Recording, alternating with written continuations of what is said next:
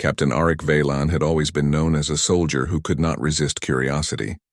His fellow officers said curiosity was a weakness for a soldier, but Arik believed it was the reason humanity had spread across the stars. Humanity had survived not by hiding behind safe walls but by stepping into the unknown and refusing to turn away. It was this belief that led him to stand before the shimmering border of the Forbidden Zone, staring into the darkness that stretched across the horizon like an endless shadow. The Forbidden Zone was marked on every star map as a place of silence. Ships that ventured too close reported malfunctions. Drones that entered never returned. Ancient warnings carved into stone ruins across alien worlds spoke of a power sleeping within. To Arik, these warnings sounded less like truth and more like myths to keep people away. Myths had never stopped humans before. They had not stopped the first explorers who crossed oceans on Earth, and they would not stop him now. He adjusted the straps of his armor and checked his rifle. The rest of his unit was camped miles away. They believed Arik was scouting the nearby ridges for safe routes, but he had other plans. He stepped across the border and the air shifted. It was not wind, but a pressure, as though the zone itself knew a stranger had entered. His helmet display flickered for a moment, then steadied, though the colors of the world had changed. The sky seemed darker, as if a filter had been pulled over it. The ground was cracked and dry, but strange patterns glowed faintly across the stone. Lines of energy that looked like veins ran under the surface, pulsing with a dim light. They reminded him of veins under pale skin, carrying life that refused to die even after centuries. His boots echoed too loudly against the ground, each step sounding heavier than it should. He paused, listening. There was no sound of animals, no wind in the rocks, not even the distant hum of insects. The silence was complete, and it pressed against his mind. Arik whispered to himself, a habit he had when he felt uneasy. It is just ground, just rock. Nothing more. But even as he said the words, he felt eyes on him. The sensation was sharp, as if something was measuring him, weighing every move, deciding if he belonged here or not. He had faced alien soldiers on battlefields, fought machines designed to tear apart cities, and yet this silence unsettled him more than any enemy ever had. Hours passed as he walked deeper. His scanners showed no reliable readings. The compass spun in circles. The map flickered with errors, and the temperature shifted without reason. One moment it felt cold enough for his breath to fog. The next it was warm and heavy like a summer day. He tried to ignore it and focused on his training. Observe, record, move. Yet every step seemed to draw him closer to something that wanted him there. At last he reached a ridge. Beyond it, the land dipped into a valley where something vast loomed. For a moment Arik thought it was a mountain, but the lines were too straight. Towers rose like spires, black against the dim sky, connected by arches and bridges that glowed faintly with the same strange light he had seen in the ground. It was not ruins. It was a palace untouched by time, standing as if it had been waiting. Arik felt his chest tighten. The legends spoke of this place, though never with detail. They called it the Residence of the Exile, a palace built for a princess who was not meant to die. A princess who fed not on food or water but on the energy of life itself. Alien historians called her kind vampires, though the word meant something different to them than to humans. Arik had read those records and laughed at them once. He was not laughing now. The palace was beautiful and terrifying. Its walls glistened as if carved from crystal, yet shadows clung to every surface. The main gates were tall enough for ships to pass through, but they stood silent, slightly open, inviting him in. Arik tightened his grip on his rifle. Though he knew weapons might mean little here, his instincts screamed to turn back. Yet another voice inside him, quiet and stubborn, told him that humanity did not walk away from mysteries. He had come this far. He would not stop now. Crossing the valley was like walking into a dream. The air grew heavy, each breath thick with something he could not name. His helmet sensors were useless now, filling with static. He removed it, letting the cool air touch his skin, and was surprised to find it breathable, though with a metallic taste. The ground glowed brighter as he neared the gates, and the patterns pulsed in rhythm with his heartbeat, as though the land itself recognized him. When he stepped inside the gates, the silence deepened. The palace halls stretched wide, lined with tall windows that showed not the outside world but swirling stars, as if each pane of glass was a window into space itself.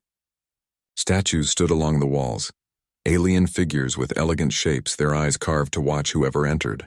The air was cold here, sharper but not dead. It felt alive, like the slow breath of a sleeper. Arik's boots echoed as he moved deeper. The walls shifted subtly, colors sliding as if the palace was aware of him. He could feel the weight of history pressing in. This was no abandoned ruin. It was a place with memory, a place that had not forgotten its master. He reached a chamber at the heart of the palace. It was vast, the ceiling lost in shadow. A throne stood at the center, carved from black stone veined with silver light.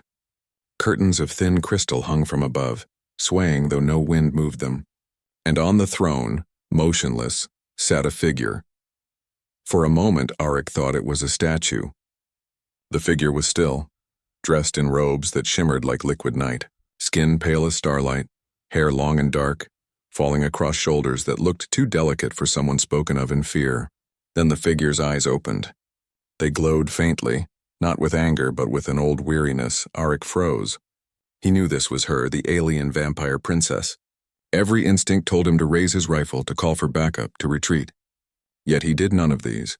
His body would not move, not because of fear, but because something in her gaze held him. It was not control. It was curiosity, the same kind that had brought him here. The silence stretched. Then, in a voice soft but clear, she spoke words in a language older than human history. To his shock, the translator in his armor whispered the meaning into his ear. "You should not be here, human." Her words were not a threat. They were a statement, simple and direct, as if she already knew the choice he had made before he crossed the border. Arik tightened his jaw, forcing himself to breathe steadily. He had stepped into the unknown, and now the unknown was staring back at him. The Forbidden Zone had revealed its secret, and there was no turning back. The chamber was silent except for the steady rhythm of Arik's breathing. He stood still in front of the throne, eyes fixed on the figure that had opened her glowing gaze. Her presence filled the vast hall, though she had not moved an inch. The palace around them seemed to hold its breath, waiting for what might happen next. Arik tightened his grip on his rifle but did not raise it. Instinct told him that weapons here might not matter.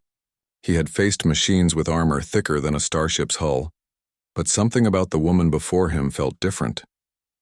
She was not a machine, not a soldier, and yet her stillness carried more power than an entire fleet.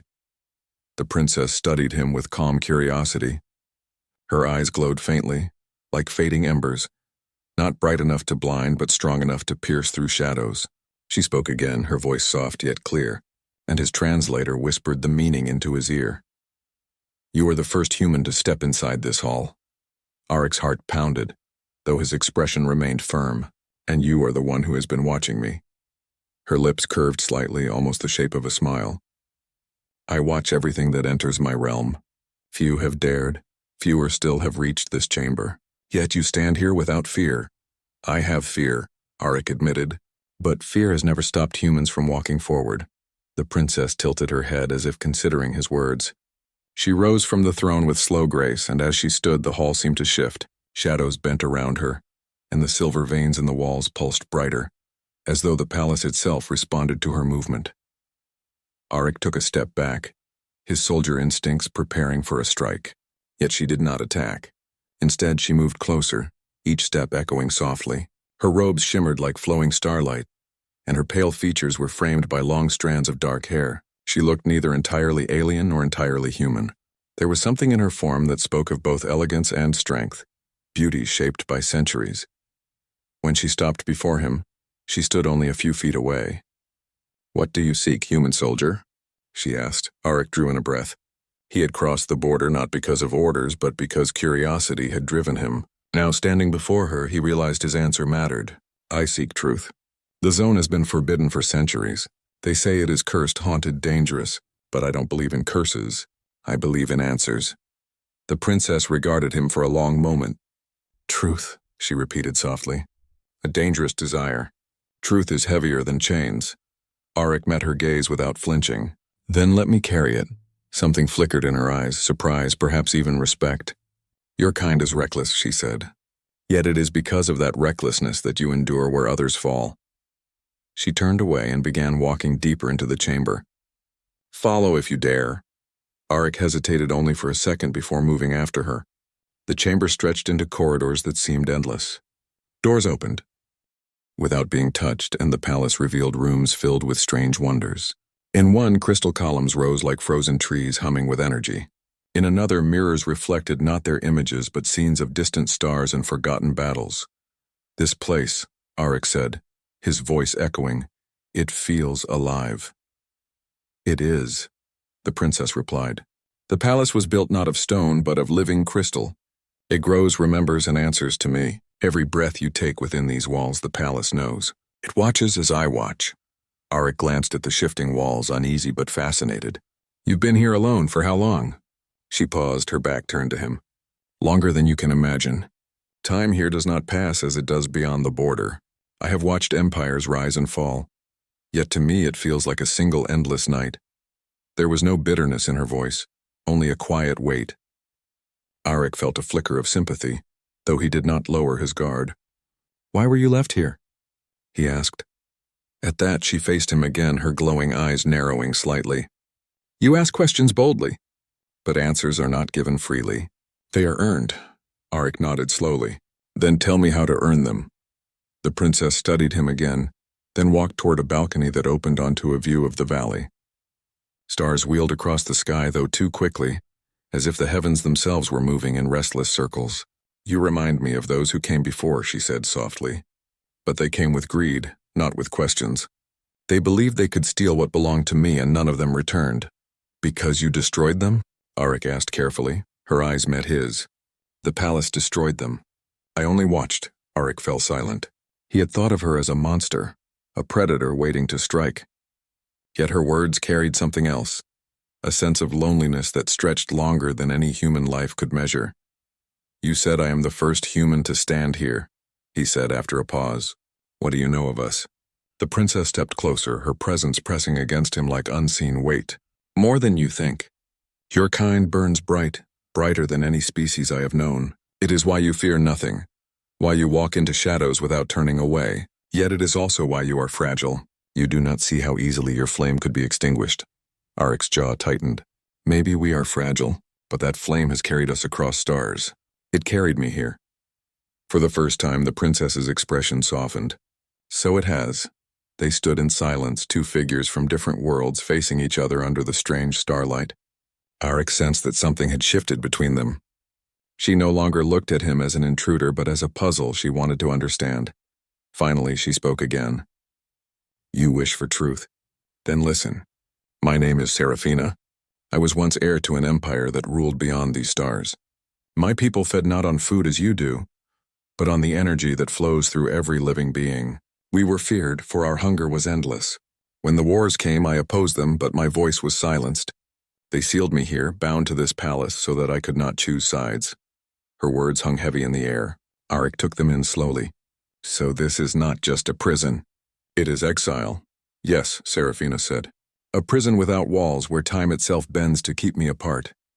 Arik felt a chill, though not of fear. It was the weight of her story, the thought of centuries spent alone in this strange breathing palace. And the warnings, the myths, they were all about you. She inclined her head slightly. "Fear travels faster than truth. To those who remember my people, I am a danger best forgotten." Arik looked at her, standing tall and calm, not the monster of legend, but a woman bound by silence. "And now I am here." "Yes," she said, her eyes steady on him. "You are here. And that changes everything." The air between them felt charged, as if the palace itself listened to their every word. Arik did not know what came next, but he knew this meeting was only the beginning. The Forbidden Zone was no longer just a mystery. It was a story that demanded to be told. The balcony overlooked a valley where the strange glow of the ground formed patterns like veins of silver fire. Arik stood beside Serafina, listening to her words echo in his thoughts.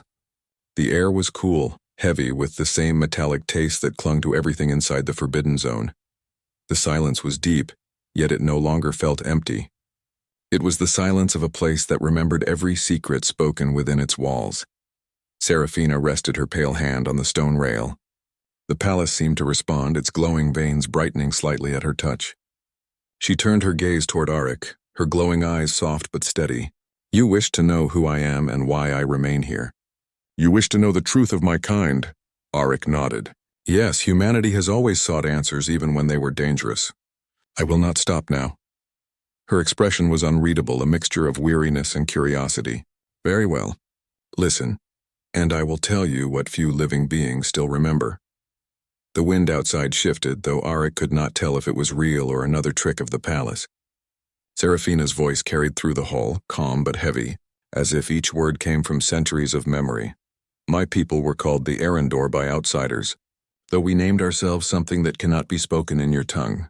Long before your species rose, we built an empire across hundreds of worlds. We were beautiful, strong, and feared, but our gift was also our curse. We did not live on plants or animals as other races do. We drew energy directly from the essence of living things. To touch the life force of another was to drink from an endless river.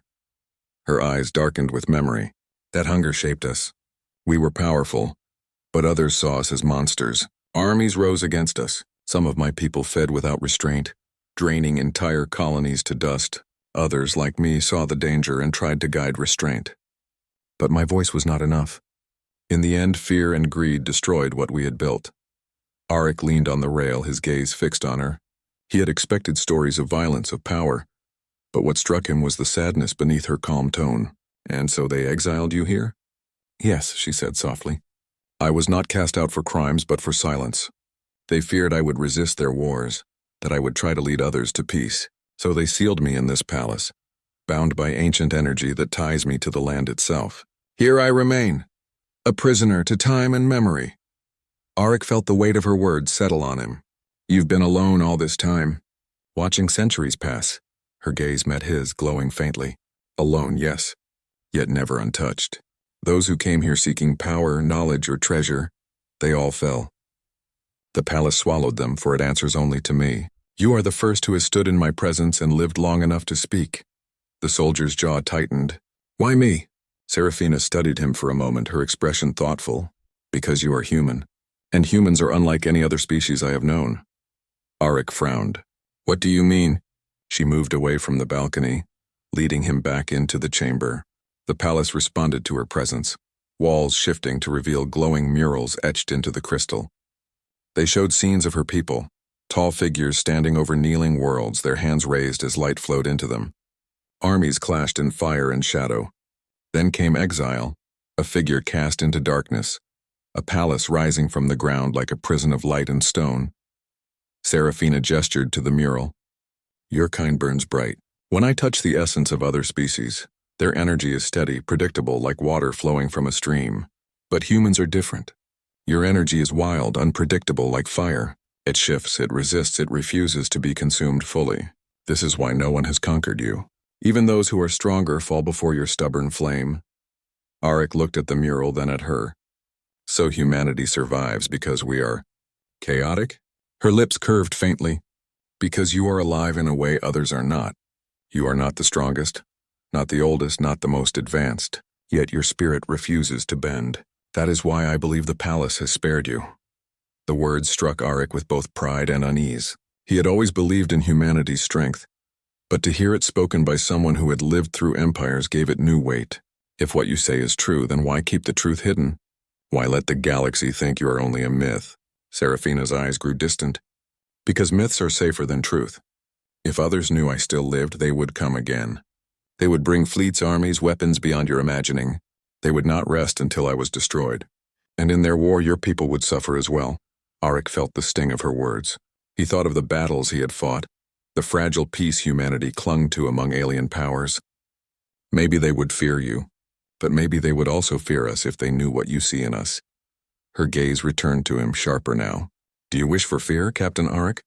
Do you wish the galaxy to see your species as dangerous, untouchable? Arik held her stare. I wish for truth. Fear or not, we cannot live in shadows. For the first time, her expression softened into something close to sorrow. You speak as though light is always better than shadow. But some truths burn too brightly. Even your fire might not endure it. The hall fell silent.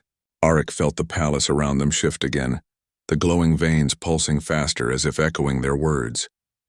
He stepped closer to Serafina, lowering his voice. Then tell me this. Why do I feel like you've been waiting, as if you expected me to come? Her glowing eyes flickered. Because I have waited. Not for you, not for your face or your name, but for someone with your spirit. Someone who would Step into the forbidden zone not for conquest, but for answers. For centuries I have dreamed of such a moment, and now it is here. Aric's chest tightened. He had crossed the border for curiosity, but now he realized the choice carried more weight than he imagined. He was not just a soldier in the wrong place. He was part of a story older than his entire species. Serafina moved closer, her presence heavy but not hostile. But know this, human soldier. If you choose to remain, the truth you seek will not let you go unchanged. Once you carry it, you cannot return to ignorance. Aric's voice was steady. Then let me carry it. Humanity has carried worse and endured. Her eyes glowed brighter for a moment, and the palace seemed to hum with approval. Very well. You will learn, and perhaps in learning you will teach me as well. The air between them felt charged, as though two flames had touched and sparked. Aric did not know what lay ahead, but he knew he could not turn back now. The forbidden zone was no longer just a place of silence. It was a place of truth, and that truth was only beginning to unfold. The palace was quiet, yet Aric could sense a change in the air. For days he had walked its endless halls with Serafina, listening to her memories, learning pieces of a history older than his entire species. The silence no longer felt empty. It was a silence filled with meaning, heavy but alive. He had grown used to it. But now something disturbed that silence. Serafina felt it too.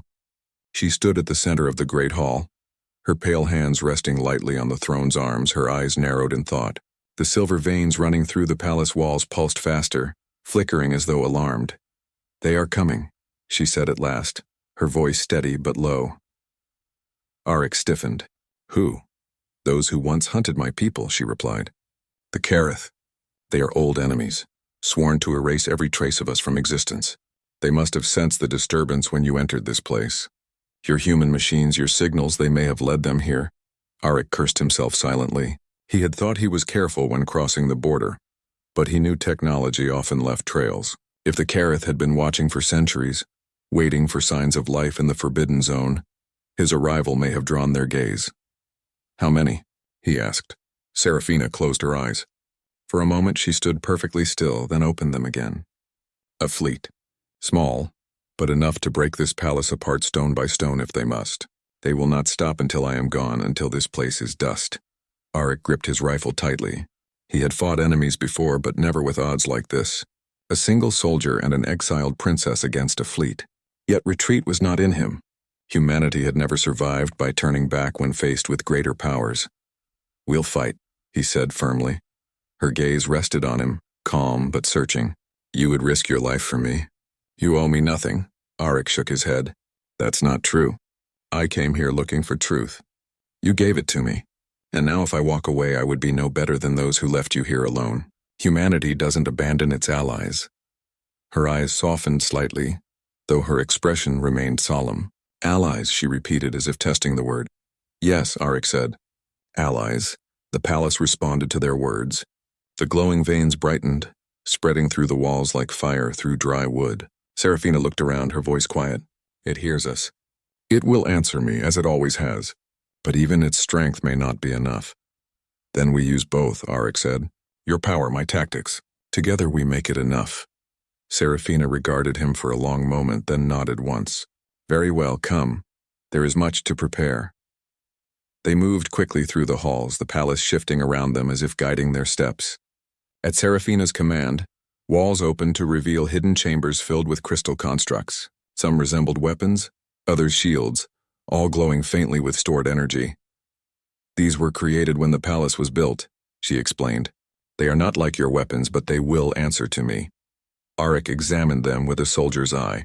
The devices pulsed with power he did not fully understand, but he could see their potential. He began to form a plan, mapping the palace in his mind, noting choke points and high ground.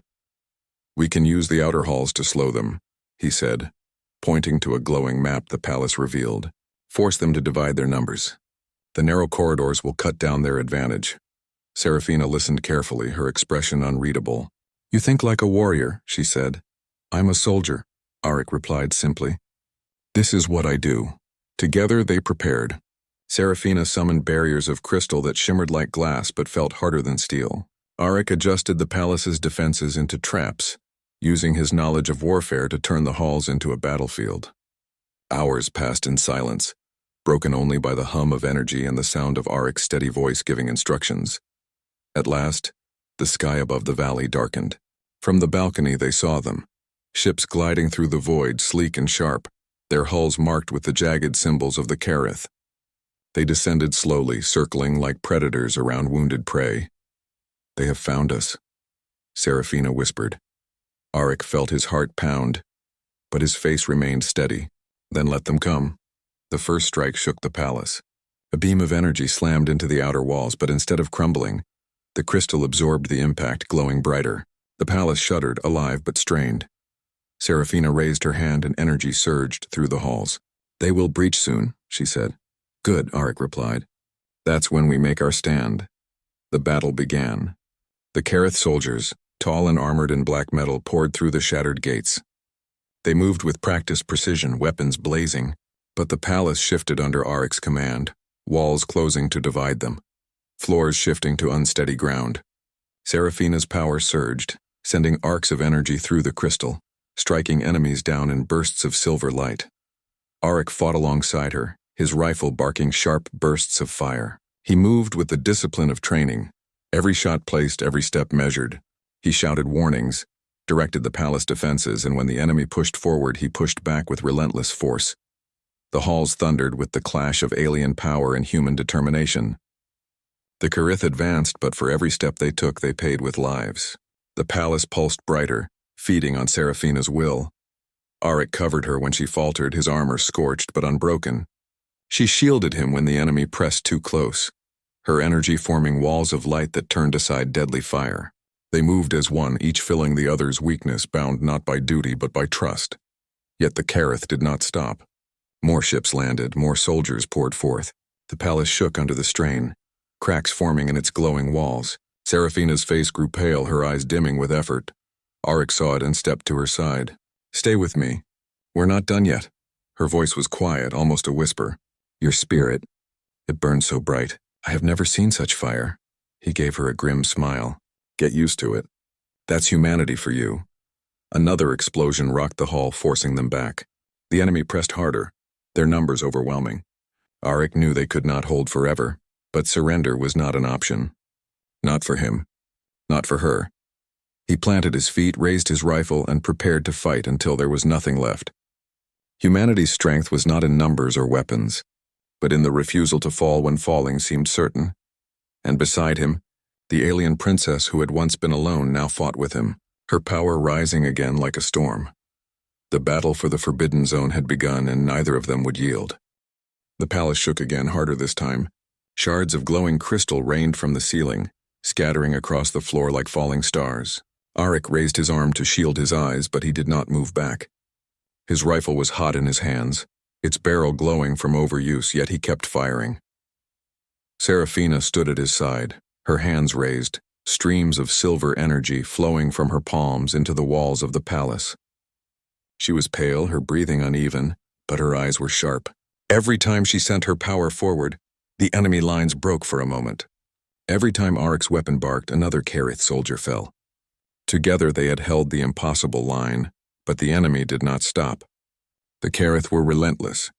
Their ships thundered overhead, dropping more troops into the valley. Their soldiers pressed through the shattered gates, black armor glinting in the glow of the crystal halls. "They will not end until we are gone," Serafina whispered, her voice tight. Arik glanced at her. He could see the strain in her face, the weight of centuries pressing down on her shoulders. "Then we make sure we're not gone," he said firmly. She gave him a faint, tired smile. "You speak as though it is simple." "For humans it is simple," Arik replied. "We don't quit. Not when it matters." The floor rumbled beneath them. The palace itself seemed to cry out, a low hum of pain echoing through its walls. Serafina closed her eyes and whispered words in a tongue Arik did not know. The palace answered, light spreading through its crystal veins once more. But even as it strengthened, Arik could see the truth. The palace was weakening. Serafina was weakening. "They could not hold forever, Serafina," he said quietly. "There has to be another way. Some final move. Some power this place has kept hidden." She opened her eyes, sorrow deep within them. "There is one. A core buried beneath this palace. It is a heart of energy older than your stars. If I call upon it fully, It will unleash a storm strong enough to erase the Kareth fleet, but it will burn itself out, and I with it. Arik's chest tightened. No, there has to be another way. There is not, she said softly. It is the price of my bloodline. The palace is bound to me. If I give myself to it, the enemy will be destroyed, but I will never leave these halls again. For a moment, silence fell between them, broken only by the clash of distant fighting. Arik's hands clenched. He had fought his entire life to protect his people, to never abandon those beside him. Now faced with the choice of losing the one ally he had found here, he felt that same fire rising inside him. Then we do it together, he said. Serafina blinked. Together? Arik nodded. If this palace responds to you, then maybe it can respond to me too. Humanity wasn't meant to sit on the sidelines. If there's even a chance I can share the burden, then I'll take it. That's what it means to stand as allies. Her lips parted slightly, surprise flickering across her face. She studied him for a long moment, then whispered, Your spirit is unlike any I have ever known. The walls shuddered. A blast tore through the outer defenses. The enemy was almost at the throne room doors. Time was gone. Show me the core, Arik said. Serafina hesitated only a moment longer, then turned and led him down a hidden passage. The walls glowed brighter as they moved, guiding them deep beneath the palace.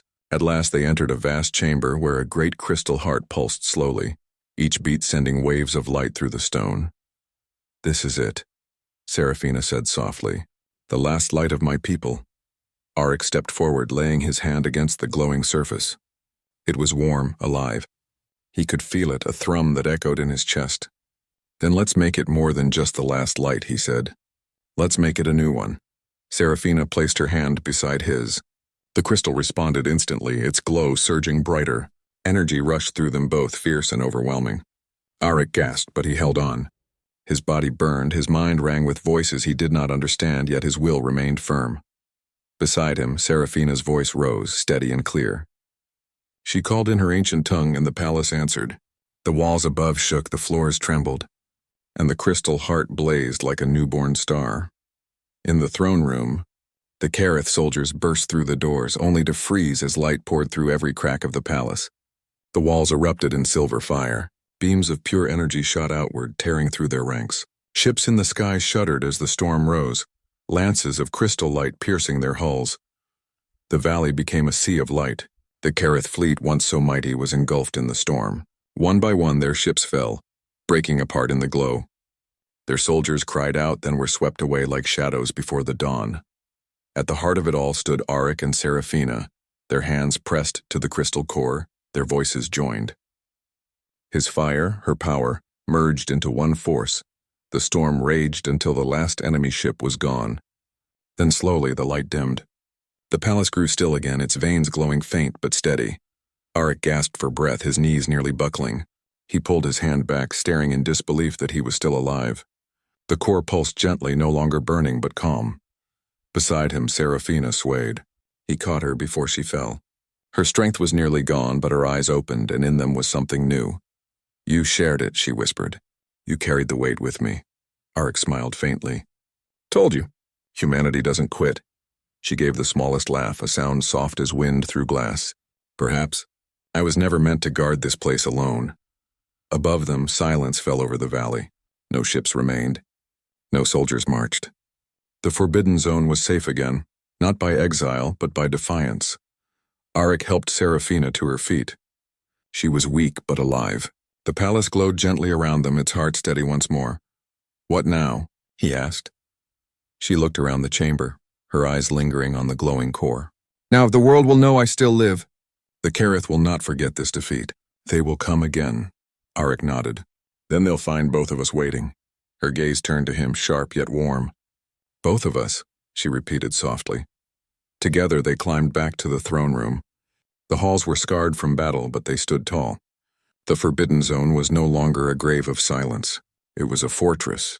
When Arik stepped outside, he looked up at the sky. For the first time since he entered this place, it did not feel empty. It felt like a beginning. Humanity had stood beside an ancient power, and together they had won. Serafina joined him, her cloak brushing softly against the stone. Her voice was quiet but filled with resolve. The galaxy believes my people are gone. But now, because of you, hope remains. Arik glanced at her, then back at the horizon. Hope is what humans do best, he said simply.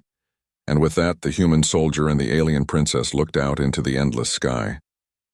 Not as strangers, not as enemies, but as allies, bound by fire, by trust, and by the promise that neither would stand alone again. The Forbidden Zone was no longer forbidden. It was the place where two worlds had begun to stand together. And their story was only just beginning.